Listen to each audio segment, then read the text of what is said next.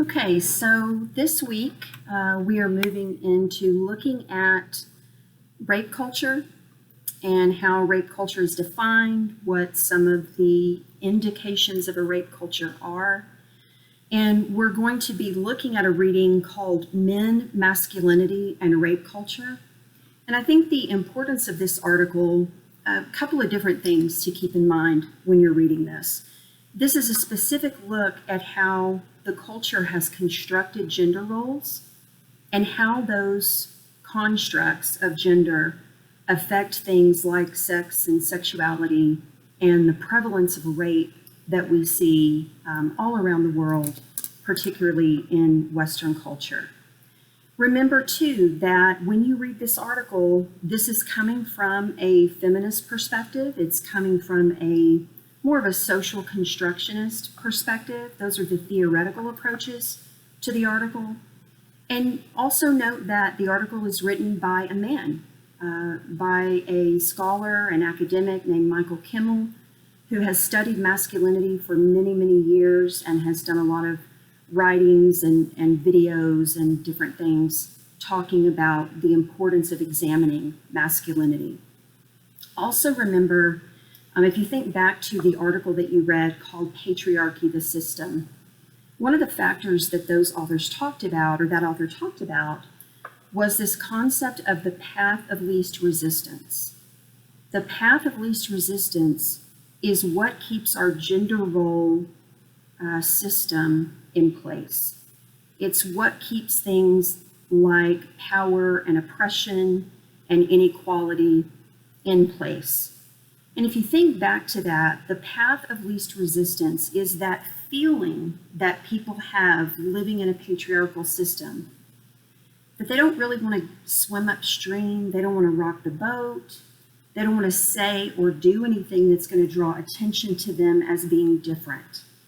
And specifically, we see this with masculinity.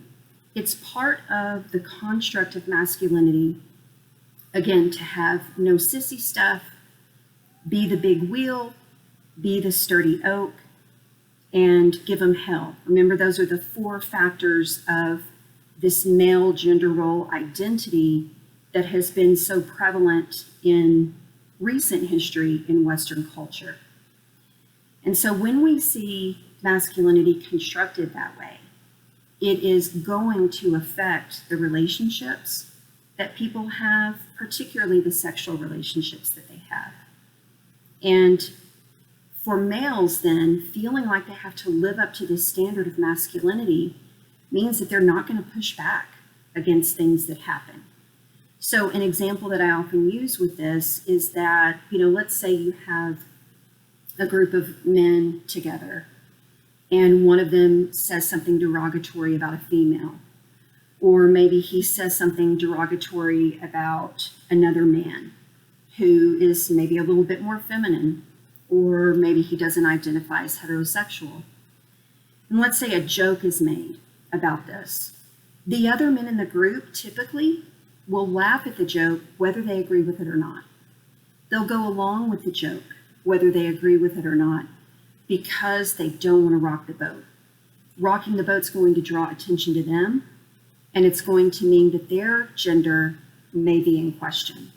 Their masculinity may be in question. And so to avoid that, and avoid to be sort of in an out-group, they take the path of least resistance. We see this when we talk about sexuality in our culture.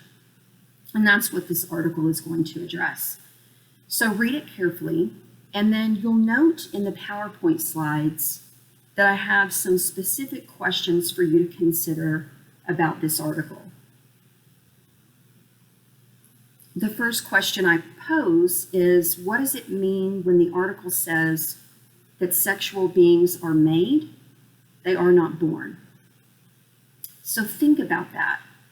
What does that mean to say that? Sexual beings are made, they are not born. What I think the author is saying here, again, is taking this social constructionist position, that we learn what sexuality is supposed to look like within our culture. And as we learn that, as we take that information in, as we engage in relationships with people, romantic and sexual relationships, we very oftentimes are sort of playing out a script of what the culture has constructed. It's saying that when we're talking about rape specifically, or any type of sexualized violence, this is not something that is happening naturally. It does not have a biological cause. And this is the theoretical perspective of Michael Kimmel. You may agree with this, you may disagree with this, and that's fine, but I just want you to understand a bit more about where he's coming from. And if that's true, that sexual beings, sexual people, sexual men are made, not born, I think what this does is it gives us a lot of freedom then as individuals and as a culture to decide how we want to construct sexuality. If you go back to that male gender role identity, how is masculine sexuality constructed? And take those 4 factors into consideration. The next quote from the article that I encourage you to consider is, "Sexuality is experienced through the prism of gender." So last week you learned about gender roles, and you learned about the common gender role stereotypes that exist for males and females in the culture, people who identify as more masculine or more feminine. And when you take those gender roles into consideration, and you think through what that looks like in a relationship setting, it really does explain how sexuality develops as it does. And it also gives us some understanding of perhaps why rape and sexualized violence are so prevalent within our culture. Again, the male gender role identity are those 4 features: no sissy stuff, give them hell, the sturdy oak, and the big wheel. Think about those 4 characteristics and what they look like in a sexual relationship. So the characteristic of no sissy stuff, what might that look like in a romantic or sexual relationship? The characteristic of the big wheel, what might that characteristic look like in a romantic or sexual relationship? And ask yourself that question for each of those 4 characteristics, and you will begin to paint a picture of how masculine sexuality is constructed. You can also think about how femininity is constructed in our culture and what those feminine characteristics or traits have been historically. Now, as you learned in reading about gender stereotypes, things have opened up a lot in the culture for females. For females, it is no longer scandalous for females to be athletes, for example. But 50 years ago, 60 years ago, that was unusual, that was rare. You didn't see little girls playing soccer on the playground during recess. You didn't see that. That was not considered feminine activity. But as the times have changed, as the culture has changed, as the women's movement and feminism has pushed for change, the human experience has opened up for females. So women now, we're not expected just to be homemakers and mothers, but it's also acceptable for us to have a career, to earn our own money, to live on our own, to make decisions for ourselves. It's more acceptable today for women to be sexually active. Again, I was born 50 years ago, and 50 years ago, that was a whole new idea for women to embrace their sexuality. They even have a term for it. It was the sexual revolution of the 1970s that created that opportunity for women to really own their sexual experience. So if you think about these 2 binary approaches to gender, masculine, feminine, when you are identifying as one or the other, that's also going to shape your sexual experience. So if femininity is constructed as docile, passive, submissive, gentle, emotional, nurturing, if those are the character traits of femininity, doesn't that also color the type of sexual experience that women will have, or people who identify as feminine? They will then have sexual experiences where they are more passive, where they are not going to initiate sexual activity. They may feel like they have to give in to their male partner if they're in a heterosexual relationship.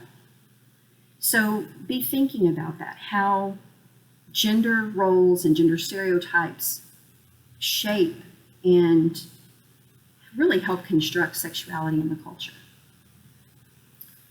Another quote from the article that I want you to be thinking about is safety is a precondition for female sexual experience. Think about that. Safety is a precondition for a female sexual experience. And what the author is saying there is that in the research, what he and others have found is that in order for women to feel comfortable sexually, they have to feel safe. That is not true for men and their sexual experiences. Men do not indicate that they need to feel safe in order to have sex. So think about that. Think about how we have constructed that reality for women. And think about how the gender roles and gender role stereotypes that we have constructed in the culture have created that type of situation where women really need to feel safe in order to feel comfortable sexually. Okay.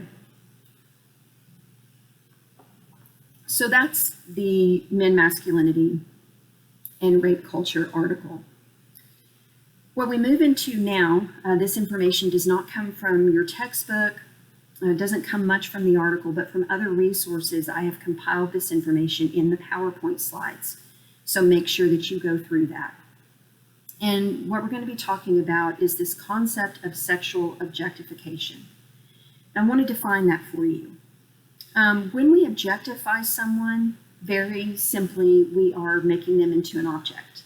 Okay, so objectification is part of humanity. We do that in all sorts of different ways. For example, one way that we objectify people ethnically or religiously is we may see someone who is of Middle Eastern descent, someone who is a Muslim, and in our minds, we objectify them as the enemy, as the bad guy, as a terrorist. This was very common after 9/11. Okay, after September 11th, 2001, this was a form of objectification that became very much a part of our culture. And it's a way of seeing a human being as the other. They're not like me, they're the other. So that's a form of objectification. The type of objectification we're going to be talking about in this lecture is sexual objectification. Now, this emerges from a patriarchal system. And what it does is it reduces a person down to their body parts. It turns them into a thing for the purpose of sexual gratification. Now, this is part of masculine sexuality as it has been constructed. So I don't want to give you the impression that this is natural or biological or inherent in all boys and men. It is not. There are plenty of men who do not objectify other human beings. However, when you think about that male gender role identity, again, give them hell, no sissy stuff, the sturdy oak, the big wheel. When you take all of those into consideration in regard to masculinity and how it's constructed, it makes sense that part of masculine sexuality would be to objectify another person for their own benefit, okay, for their own sexual gratification. That's what sexual objectification means. Does it mean that women do not objectify? No, it does not mean that, and I don't want to give you that impression. I'm not saying that only men do this. but I am saying it is a part of masculinity as it is constructed. It is not part of femininity. Girls and women are not taught how to objectify other people for their own sexual gratification. Males are, by the culture, sort of shaped with that idea. So just some examples of that. It's not uncommon to hear language among men if they see a beautiful woman walk by to say something like, man, I'd like to hit that. I'd like to get with that. Did you see the ass on her? Comments like that. And with the path of least resistance, a lot of males, whether they're comfortable with that kind of language or not, will go along with it because that's part of masculinity. That's part of that camaraderie that males can build with one another around the issue of sex. So this is something that is constructed in our culture that necessarily is going to create a distance between the person objectifying and the person being objectified. And in that way, it's dehumanizing. I'll give you another example of this. You don't very often see men sitting around talking about how, there's this really great young woman and I really admire her and she's really talented and smart. She's got a fantastic personality and I'd really just like to build a relationship with her. I mean, that's comical if you think about it. And that's because that's not how masculinity is constructed in the culture. That's seen as a very feminine type of thing for someone to say or do. So I hope that helps you understand how males are socialized to sexually objectify and then how that creates a distance between the person objectifying and the person being objectified. Now, sexuality comes into play here. So again, we're going to be looking at the intersection of gender role and sexuality and where those two things meet. Because in heterosexual relationship, it is most often the male who has been socialized to objectify the female. In gay relationships, homosexual relationships among men learn to both objectify and to be objectified. That has been constructed as part of a gay sexuality. It is not as prevalent among women who identify as lesbians, however. There is, some of that exists certainly, but that's not necessarily part of lesbian sexuality to the degree that it is among heterosexual couples or gay men. So if you're following along in the slides, you'll see typical roles of men and women in sexual objectification. Just note here that women or people who identify as more feminine, they're typically seen as the passive participants in sexuality. They are the receivers of sexuality or the sexual organ. And their subjective experience doesn't really matter. So whether they are receiving sexual gratification or not is not really the point. In a patriarchal system where males are more dominant, their sexual experience then becomes more dominant. And so the person who identifies as male or masculine is seen as more active sexually. They are the ones who perform or penetrate the other person's body. And it's their subjective experience of sex that actually matters. So another way to think about that is it matters if a man has an orgasm or not. But in this structure that we've created in our culture, it doesn't really matter if women have an orgasm or not. That's not really the goal of the heterosexual experience as it has been constructed. Again, this is changing. As women open up in the culture and they're able to have a more varied type of experience, and as I said, they're able to really own their sexuality more than they were able to 50 years ago. Women are becoming more comfortable with exploring their own bodies, with understanding what makes them feel good, even using sex toys or other things, masturbation, to figure out what allows them to have an orgasm. And they're more comfortable bringing that into their relationships. But that's not how femininity has been constructed in the history of our culture. Then if you look at the next slide, you see some media representations of this objectification. You see the Tom Ford for Men cologne. Interesting that they're using a woman's breast to advertise male cologne. You got to ask yourself, why is that happening? And people will say, well, sex sells. Okay, but specifically, why does this image work? And specifically, why did the marketers and the advertisers think that placing a bottle of cologne between a woman's breasts would sell more cologne? That's because sexual objectification works, and it speaks to the culture. It resonates with the culture. And you can see other examples here of how advertising specifically has focused on body parts in order to sell products. They're playing off of what we already know living in this culture. And again, it's from the perspective I'm taking, it's constructed. It's not natural or biological.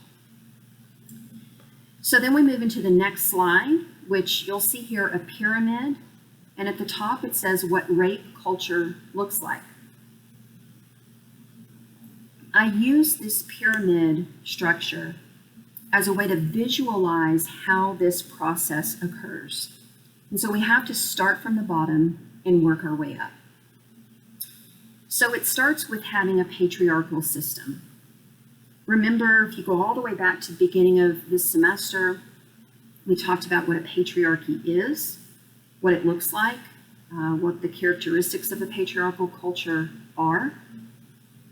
And within that patriarchy, where there's male dominance, that led to the creation of some rigid gender roles. Now, I've said a few times that's opening up for females. It's not opening up as quickly for males. What I mean by that is that the standards of masculinity and what it means to be a real man in our culture are pretty rigid. It puts boys and men in a box. And it says if you want to be considered masculine, which translates into having power in the culture, then this is how you need to be. This is what you need to look like. This is how you need to behave. And if you think about no sissy stuff, for example, emotional expression is deemed feminine. And so if I say that men can have no sissy stuff, that means they can't be feminine in any way. And that means they can't have emotional expression. It's not appropriate for men to cry. It's not appropriate for men to express fear or hurt or sadness.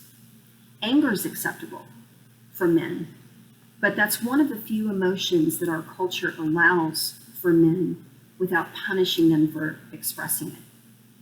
But for women, we get to have a whole realm of different emotions that are appropriate for us to experience and express, except for anger. That one gets a little trickier. Women are socialized that if we're too angry, we come off as crazy or bitchy. And so that's a way to put women back in a box. But generally speaking, if you think about gender roles today and you compare them to 30 years ago, 50 years ago, the male gender role has not changed that much. The female gender role has and continues to develop and change. So we've got a patriarchal system that has created rigid gender roles, particularly for men, which leads to this process of sexual objectification that occurs in the culture, where men are objectifying women or other men for their own sexual gratification because they are the dominant ones. And because we have created this, and because we've allowed sexual objectification as part of masculinity, that has led us to the development of a rape culture in which rape occurs much more prevalently than rape against men, for example. And I'm not saying that men are not raped, they certainly are, and that is definitely a problem that has to be examined. But men being raped, even by women, is not a problem with femininity. That does not indicate that there's a problem with how we've constructed femininity. Because a woman raping a man is not something that is expected as part of femininity. When we hear a story about a man raping a woman or sexually assaulting or sexually harassing a woman, it's not that we're not bothered by it, we are, but our culture kind of says, well, what do you expect? Or, well, boys will be boys. This is what men do. And because of that, it perpetuates it. We're going to come back to this. But if you look on the next slide, it says, what about sexual objectification of men? And students always bring this up in class, and it's an important point. Yes, men can absolutely be sexually objectified, and certainly as women have become more outwardly sexual, we are seeing that more women are looking at the male body and, fantasizing or imagining what they might want to do sexually with a man's body. But women are not necessarily socialized as part of their gender to objectify other people. It is females most often that are objectified. So much so that when we're little girls, we're socialized to sort of know that we're going to be the objects of what is called the male gaze. Females know from a young age that we are objectified. We are going to be looked at. How do we learn that? How are we socialized into that? Can you think about things that we do with girls in childhood and then preteen years and then adolescence and then young adulthood that shape them into being an object? Just think about that. Some of the examples that are often given, little girls learn from a young age that they're supposed to look pretty. You can talk to children as young as 3, 4, 5, and little girls will have an awareness of that being pretty is part of what it means to be a girl. When girls start to wear makeup, why do girls wear makeup? Why do girls, around 12, 13, 14, start to experiment with makeup? That is something that is part of the feminine gender role. It's not something that's part of the masculine gender role. In fact, when men do experiment with makeup, they're deemed as more feminine. So we still have that binary system in place. Girls are socialized to want to wear makeup to make themselves look more attractive. Another example, when you're in college and you're going to go out to the club on Thursday or Friday night, are you going to wear sweats to the club, ladies? Are you going to wear, shorts and a big sweatshirt when you go out to the club? Are you going to do your hair before you go? Are you going to put on makeup before you go? Yeah, I think most females would say, yeah, I want to look my best when I go to the club. Well, what does that mean, look your best? Why does looking your best mean that you have to dress in a particular way? Or do your hair in a particular way? Or wear your makeup in a particular way? And if we were sitting in class right now, I would have some students saying, well, it's because I want to attract attention. Okay, so the way you attract attention is by making yourself more physically appealing. Why does that work? Well, it works because we have constructed masculinity to objectify its object for their sexual gratification. I want to be physically appealing and attractive to men that I know are going to be looking at my body. I'm going to want to wear maybe a shorter skirt or a tighter shirt. I'm going to have a little bit more cleavage. Why? Because I know, I'm socialized in this culture to know that those are the things that are going to attract the male gaze. And if I can attract the male gaze and I can get attention, then I can get maybe a partner, a romantic partner, a sexual partner, a life partner, whatever that is. It's very much a part of those gender role stereotypes and heterosexuality as it has been constructed. So in the next couple slides, you'll see some examples of how the sexual objectification of men has emerged. Again, this is something that's pretty common among gay men. We see this overlap there of sexual orientation and gender role. But if you look on the next few slides, it says, if men were objectified like women. And this is a really good way to look at advertisements and to see how the advertisers are tricking us, okay? If you look at the image on the left, you see a woman in a bikini. She's posed in a very revealing way, a very sexualized way. And again, this is playing to the male gaze. And when we see images like this, we're not bothered by it at all. We're not surprised. We don't even see it anymore. We don't even notice it anymore because it's so natural. But look at the image of the man. He's showing more skin. He's leaned back. We don't see images of men quite like this. And the reason we don't is because it's not an accepted part of the culture. Look at the next slide. You see a woman posed up against a race car. You also see a man posed against a race car. And this again shows you the difference between how women are depicted in the culture versus how men are depicted in the culture. So this is just a good little test. When you see an ad, just ask yourself, would they ever put a man in this position? And that will tell you oftentimes if sexual objectification is happening in the ad. And a lot of times this brings humor.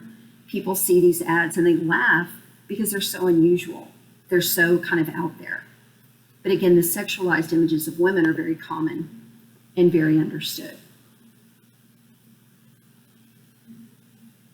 You're also going to see in the slides some slides that are entitled How I Do Gender. And if you read through this, you will see that in previous semesters, I had students do a writing exercise where they had to observe themselves performing their gender role for 24 hours, and then they had to write about it. They had to write about their experience. And so I have some examples from a former student who did this exercise and what she learned and felt as she was performing her feminine gender role. So I have her permission to use these excerpts from her paper, and you'll see some of those slides where the quote is written in red.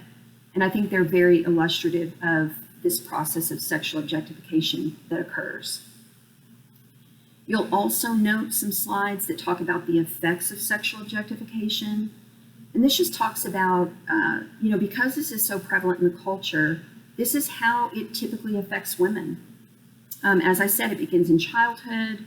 It makes women focus primarily or predominantly on our appearance. That becomes the most important thing. And it can hypersexualize children because they can't become very aware of sexual objectification.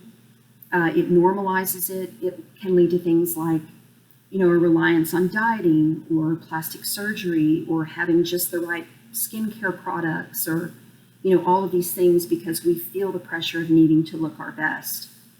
It has a huge impact on many women's self-esteem, and it can actually make women and girls feel like their worth is tied up primarily in their appearance. Now, for men, the consequences or effects of sexual objectification look very different. We think that as a result of sexual objectification, men actually minimize the importance of relationship.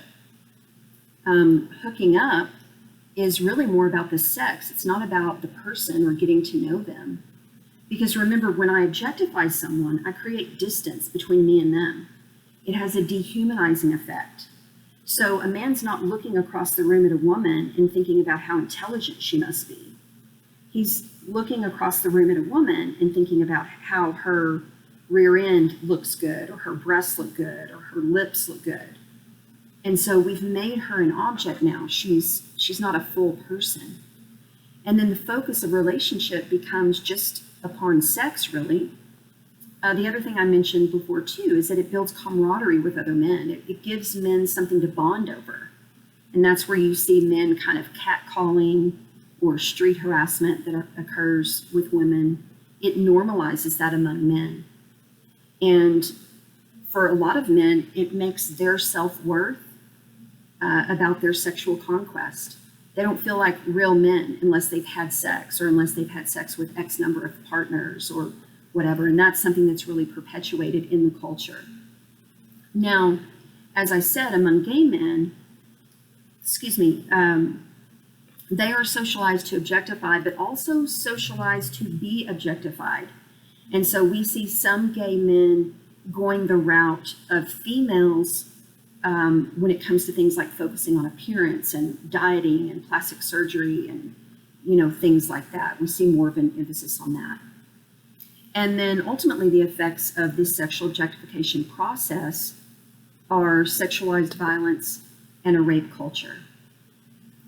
So if you look at the next slide, there's a video that I encourage you to watch. There are lots of movements, a lot of women's movements, but some of men as well, that are trying to combat this idea of objectification, because we are understanding how it does lend itself to sexualized violence. So there are attempts in the culture to combat this, okay? Some examples of a rape culture. If you look at a culture and you see these characteristics, chances are you are in a rape culture. So for example, in our culture, we do a lot of victim blaming when it comes to rape and sexual assault, sexual harassment. How do we blame the victim? Well, we say things like, well, she was drinking. Or, well, she never should have gone to that frat party. What did she expect? Or, well, she's kind of a whore. She sleeps around a lot.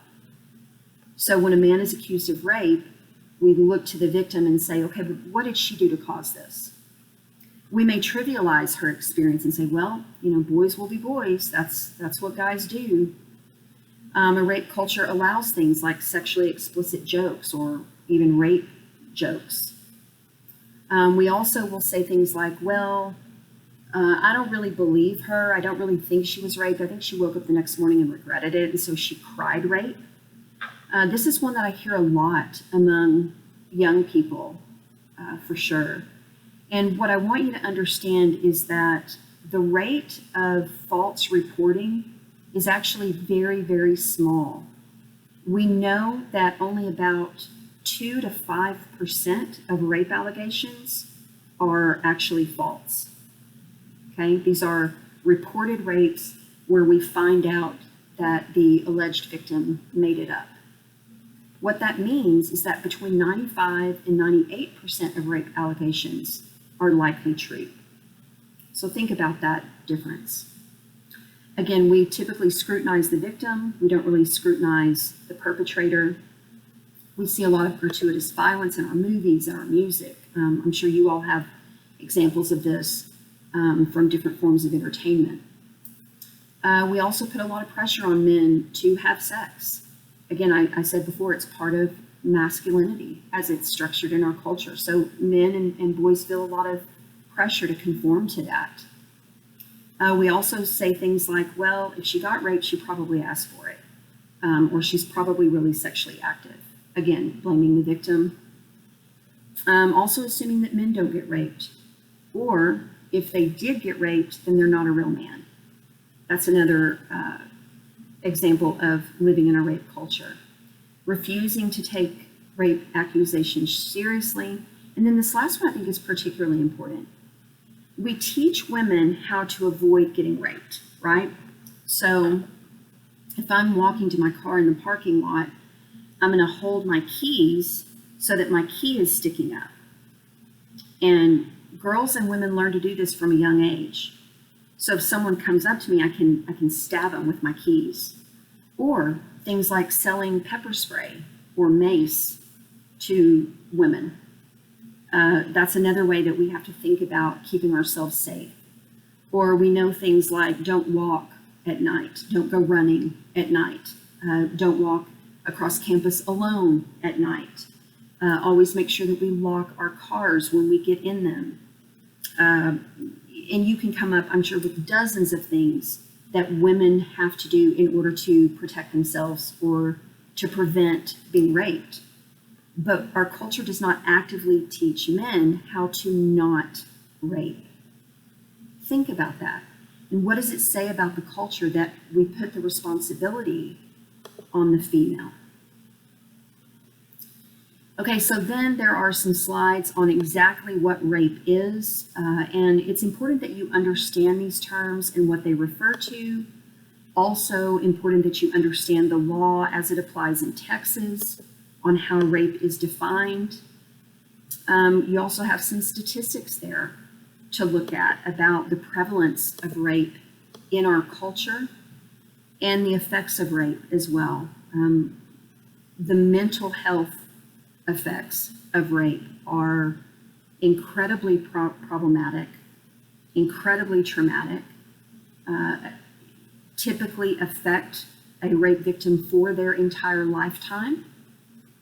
And so it's definitely something that we must take seriously. So one of the ways that we can teach men not to rape is we can incorporate this idea of consent. And we are doing a much better job of that in today's day and age, much better than we were even 20 years ago. Consent is something that is much more often talked about on college campuses, for example.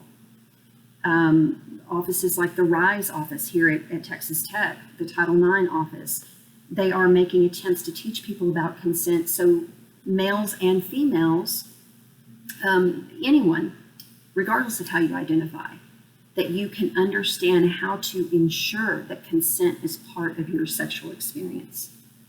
So note the slides on that. Another thing that you need to understand is that if you are incapacitated, or the legal term is if you have diminished capacity, you cannot give consent for sex. So that means, let's say you have a man and a woman, they're at a party, they're both drinking, the woman gets really drunk, he coerces her or takes her back to his room, and he has sex with her. Legally, that can be considered a rape or a sexual assault, legally, because she is of diminished capacity and could not, in her right mind, give consent for the sexual experience. Now, is that a sexual assault that is likely to be reported? Probably not. If it is reported, is it likely to be prosecuted? No, it's not likely to be prosecuted. And there are a couple of reasons for that. One of the reasons is because we live in a rape culture. And so if you put the victim on the stand and she is cross-examined about what she was wearing and what she was drinking and why did she drink and why did she put herself in that position, the victim's going to be pretty much torn apart on the stand. And we know that that's part of it. And we also know that juries are not likely to convict someone of rape if the woman has been drinking.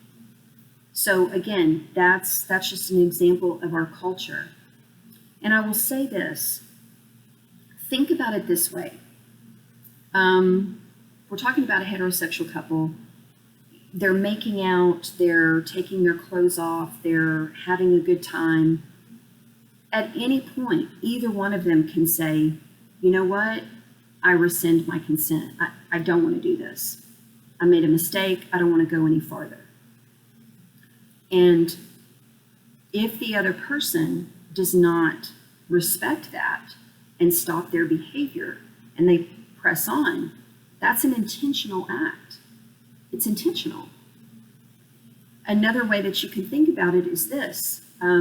A woman, because she is being, she's the passive recipient, she is being penetrated, for example, it's her body that's being assaulted, she's the victim, because his penis didn't accidentally fall into her vagina, okay? Didn't accidentally fall in there. It was intentional. So that's the piece that you have to keep in mind. Again, I want to stress, I am not saying, and feminism does not say that all men are rapists, that all men approve of this behavior, or that women never rape, or that women don't sometimes falsely accuse men of rape. Of course those things happen.